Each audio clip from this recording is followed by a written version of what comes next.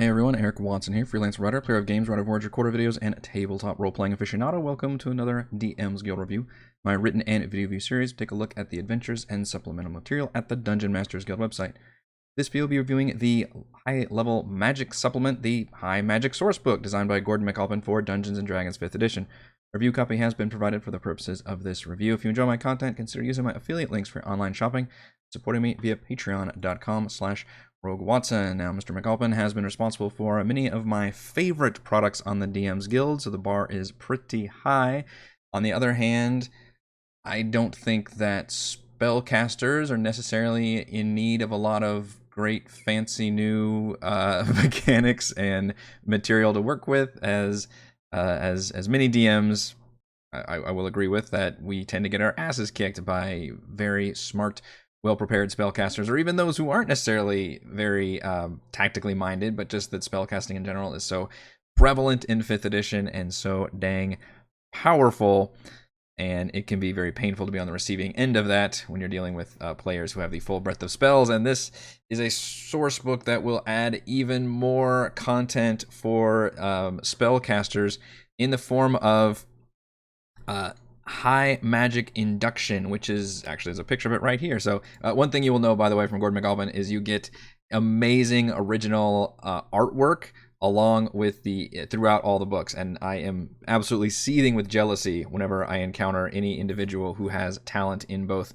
the written word and art. That's just not fair to the rest of us, frankly, but it's an amazing book to look at. Very professional design, divided up into multiple chapters, and in the main mechanic it adds, as I mentioned, is this kind of high magic induction field that can be created by one person, but then others can join in and use their actions to manipulate the field, as well as use their reactions to then manipulate spells that are cast within the field. So kind of a unique form of shared spellcasting, which is a mechanical concept that I don't believe exists in 5e outside of, like, I'm picturing like the hags, but it's just that they have like added spells I believe they can cast whenever they have all the hags present, and this is way more of an actual mechanical system built around that. But going in order, we're actually going to cover the history first, which I really love this chapter, especially because I'm currently running Rime of the Frost Maiden, and it actually has a lot to do with the Netheril Empire.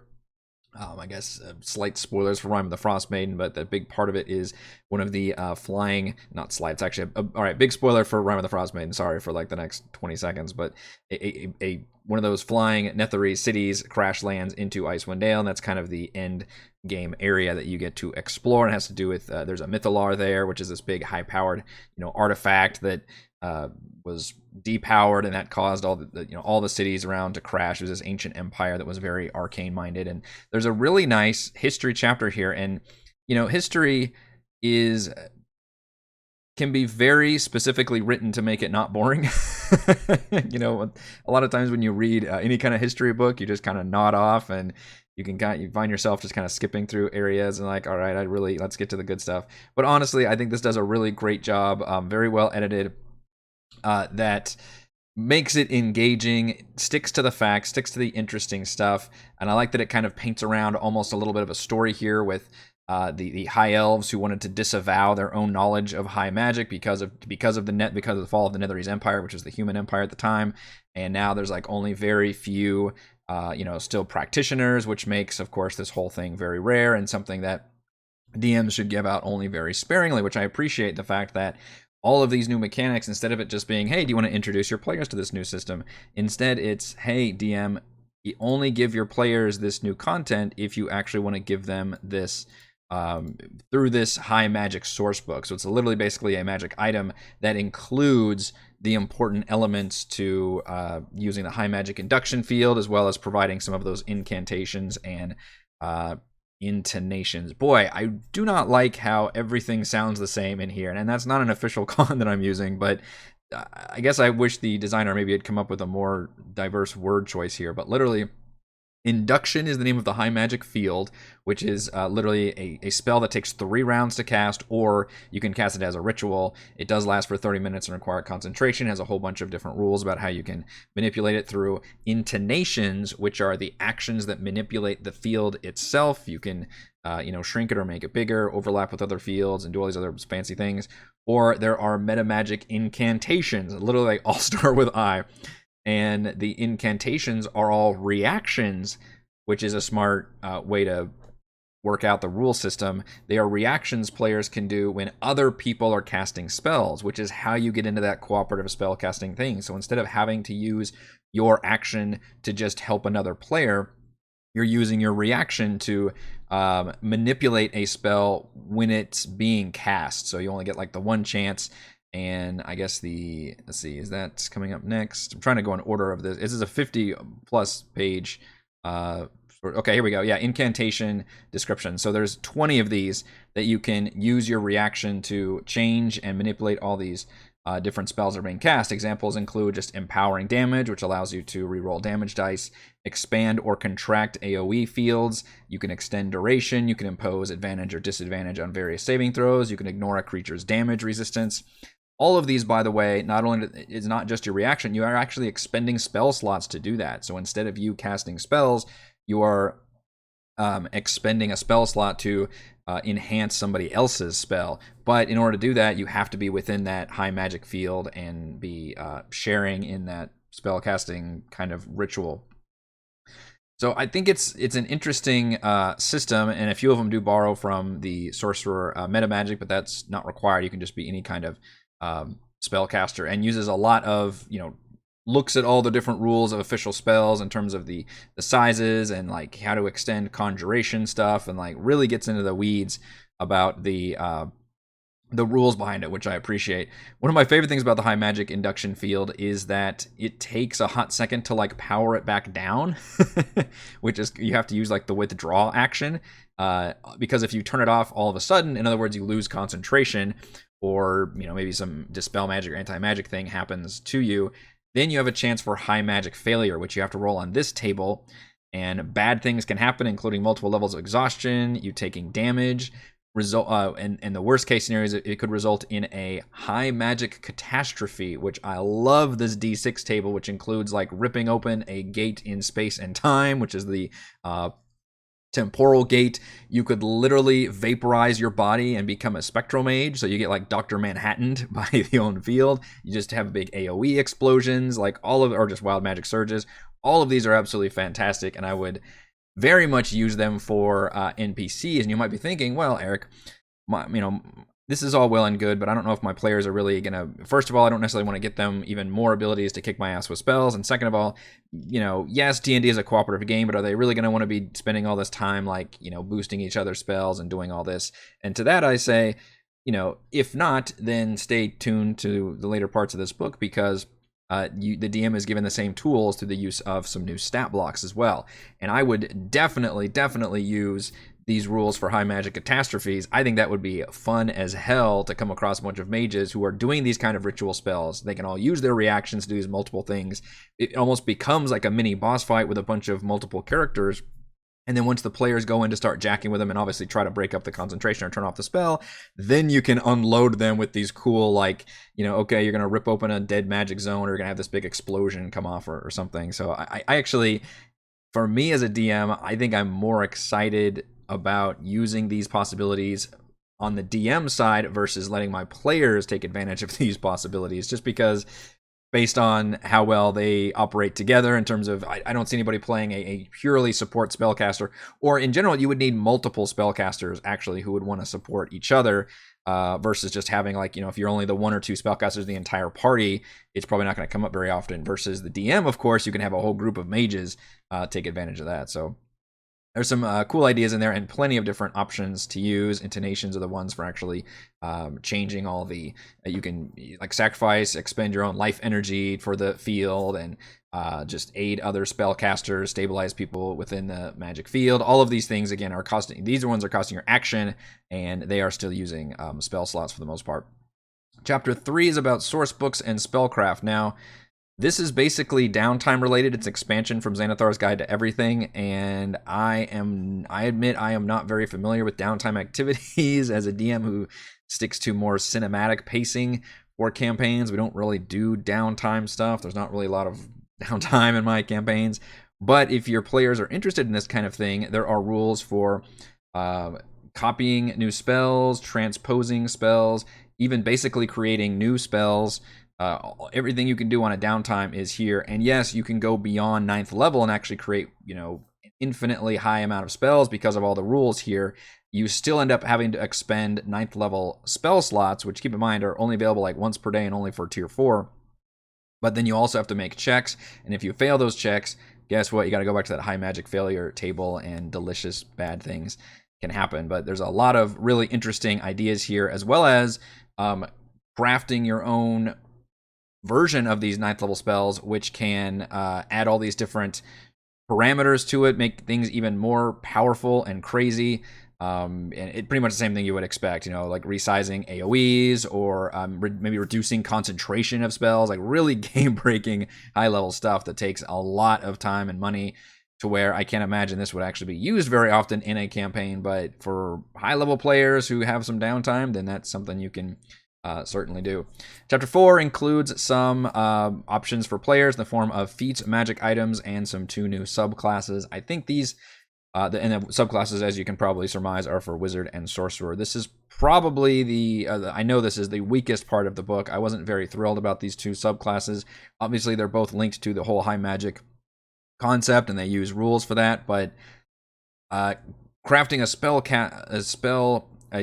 subclass around just being a helpful spellcaster that supports others was already going to be a challenge, and they both fail the one of my things I'm looking at for subclasses, which is, are you front loading some cool abilities for players to be able to jump into right away? Because a lot of us don't make it into latter parts of tier 2, tier 3, or tier 4, and that's really hard to do, I know, on a lot of spellcasters, because they get their first thing at like 1st and 2nd level, and how do you make that meaningful while still balancing it out? And unfortunately, I don't think this necessarily does a very good job of that. The wizard especially is just kind of lame. It's about the downtime part of it's easier. You get I believe you get a free High Magic Sourcebook maybe, and you can add your proficiency bonus to the maximum number of high magic incantations you can prepare. None of that's very interesting until finally 10th level, where you get your own pool of magic points you can use to cast incantations and incantations versus having to use your own spell slots. I would have liked to see that a lot earlier, to basically make it so you're better and more specifically in tuned to using the high magic field system, versus you have to wait all the way till 10th to basically start really taking advantage of it. And then the sorcerer bloodline, the 1st level ability is that other people, you can basically give spell slots to other people, which I don't know. Most players would balk at that, especially at early levels where you don't have any spell slots to begin with. So that seems like a bit of a bummer move, although technically thematically appropriate, and it basically just adds some new meta magic options. So I wasn't very excited about either one of those, but that's one of the many elements to this book, so it's perfectly okay to just kind of miss the mark on some of those. Feats, I really like Arcane Expert, could just be added to anybody. Expertise with Arcana, advantage on ability checks when using counterspell, dispel magic, and you can guess identify without expending a spell slot. That's just great wizard shit right there. Otherwise, it just kind of adds to a lot of feats that would make sense for using high magic induction stuff. There's an interesting spell song feature here under High Magic Miscellany, which adds new magic items, as well as provides actual mechanical rules for Nether Scrolls and the Mythalar, which, again, very helpful for me as a DM running Rime of the Frostmaiden. I really enjoy that these are added here. I don't think we got proper Mythalar rules in Rime of the Frostmaiden. I'll have to recheck that, but certainly this is much more expansive and much more interesting. And then there's a whole spell singing rule somewhere. Oh, what was that under? Oh, maybe it was under somewhere else, where you could make a performance check. Maybe it's under spells. Yeah, there it is, spell song. Okay. Where you could use a performance check, and that would allow you to actually boost the spells that you can cast, and other people can actually help you cast that. That's a really great thing, and really anybody can do it as long as you have performance, not necessarily bard only, although I'd love to see bards actually be reworked and given their own special bard spellcasting system. This is kind of more what I was picturing too, is you're using a performance check to enhance magic spells, which I think is cool. And frankly, I think the spell section is probably the biggest strength and the most useful for PCs and DMs as well, because it just adds a lot of really helpful spells, not only in regular levels, but also some actual examples of epic level spells that you could do. Examples include transferring like hit points into spell slots, or maybe incurring exhaustion to gain new spell slots.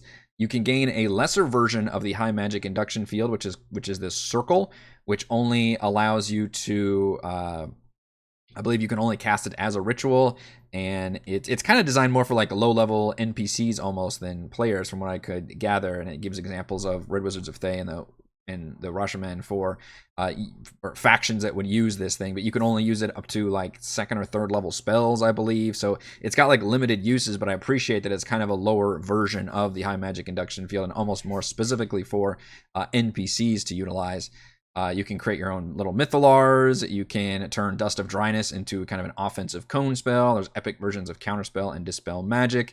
Just, high level versions of a lot of existing spells. And like I said, that existing spell slot is very cool. And then finally, as if we still didn't get enough content here, we get some new creatures and NPCs that take advantage of all that new high magic stuff. Different flavor of Lich. We get some cultists and just kind of some generic like mage stat blocks that can take advantage of using this. And again, I think this would be more useful overall than even having PCs take advantage of this system. I think as an NPC, and I think PCs would get a lot of fun out of seeing a bunch of mages, around, and they've already got the high magic induction field going, and they're trying to get this super powerful spell off, and there's actually mechanics there. So it's not just the DM trying to figure out like, okay, what do I, how do I create these custom rules for this like ritual spell they're creating? Instead, you can use the rules found here in this book and actually have them creating a ritual spell, have them firing off, cool, powerful versions of the spells, and they're using their reactions for stuff. And if you, take some of them out, then that, takes away that one's ability to use their reaction and power to spell. But if you take the center one out, which is the one actually doing the induction field, then you break concentration, then you can maybe do some kind of cool high magic catastrophe. So I'm actually more excited about seeing it from the NPC point of view, and I really like that we get some NPC stat blocks here that take advantage of all the cool content that is added in the rule system here. All right, let's go over my pros and cons for the High Magic Sourcebook. Pro, a succinct history of high magic in Faerun. I was pleasantly surprised by how much I was engaged by this little history lesson. I think it's very cool and fun. It helps that it's like a fallen empire and disaster stuff happening. So it's all very interesting and explains why high magic is not really prevalent in Faerun, but also it still exists just in very small pockets, and it's still very rare, which I appreciate that there's like a lore reason for adding it, but adding it very carefully. Pro, interesting rules for creating cooperative spellcasting through high magic. Basically, the entire central mechanism here, I think, is very well done. I wish it had better word usage with intonation, incantation, and induction, but I was able to understand it even with just trying to, read through everything and get a feel for it. And I think I understand how it works with one person doing the high magic induction, and then others can, use their actions for intonations, use their reactions for incantations, and thus boost all these different spells that are coming out of this one central area. And there's just a whole lot of cool modular things you can do, and the fact that you are only limited to like certain incantations. So even the DM, it doesn't even say, hey, carte blanche, you can just use all this stuff. Instead, it's like, hey, here's a high magic source book as a cool loot item, and this adds an entirely new mechanic to the game that we've never seen before in D&D. And then here are the specific ones that I want to utilize, or that you can utilize, that I'm giving you. I think that's a really great way of introducing it to player characters versus just, blanket adding this new system on top of it. Pro, I literally just wrote down high magic catastrophes because I think that's fucking awesome. I definitely love the idea of crazy shit going wrong when spells are, canceled prematurely. I like that you have to do that withdraw action to like slowly power it down. It takes like a number of rounds depending on like what you've been doing also. So you really have to like slowly withdraw, which basically just means after you essentially can't lose concentration or let it be dispelled during combat or bad things happen, is what I take it to mean, because I can't imagine anybody would. I guess if you want to stop it and do something else during combat, then it becomes a problem because you'd have to spend a couple rounds doing that. But for the most part, it just becomes dangerous around other enemy spellcasters who can maybe deal with that, because you've got some very interesting consequences here. I almost wish the high magic catastrophe would have more common rate of happening, and I would certainly be using it a lot more commonly, especially from, again, the NPC angle if they were the ones casting it. Over 20 new spells is a huge pro. I like all the new spells that are added here, and I was expecting there to be good spells added with ones that are epic level spells, but that's not even the only ones that are here. There's plenty of other spells as well, and I think they're all very well done and very interesting. And pro, of course, the professional design with McAlpin's fantastic artwork absolutely throughout. These books are almost worth the price alone just because of how lovely they are to look at and read and parse through, and all the awesome, awesome artwork. My only con here is the subclasses. I think were basically both boring, kind of lame, and they made the cardinal sin of having the somewhat interesting abilities and features they had not come online until much later, either like 6th or 10th level. The wizard especially didn't have anything interesting until 10th level, so I would not, neither of those subclasses interest me, but I think the mechanics were still pretty solid outside of those subclasses. Final verdict: with new and epic level spells, spellcrafting, spell boosting, and spell sharing, the High Magic Sourcebook is an impressively comprehensive expansion for spellcasters and dungeon masters. Thank you everyone for watching this video review. You can see my written review at roguewatson.com. You can watch more reviews and follow our own D&D adventures here on my YouTube channel, and you can support my work at patreon.com/Rogue Watson. Shouts to Platinum patrons Joe, Will, Thomas, Stan, William, I'm Lab, Brandon, Genocider, David, Eclectic, Roleplay Roll, Christopher, Brian, William, David, Jam and Clams, Corey, Koa1337, Jacob, Eric, and Kyle. And gold patrons RPG, Papercrafts, Pretty Boy, and Yuma, Marcus, Dead Lizard, Lounge, Sam, Lumpy Spuds, Jerome, Nathan, Fast Like a Tortoise, Scott, Humanoid Size, Sphincter, Stephanie, Ruffus, and Carolyn. Thank you all very much for your support.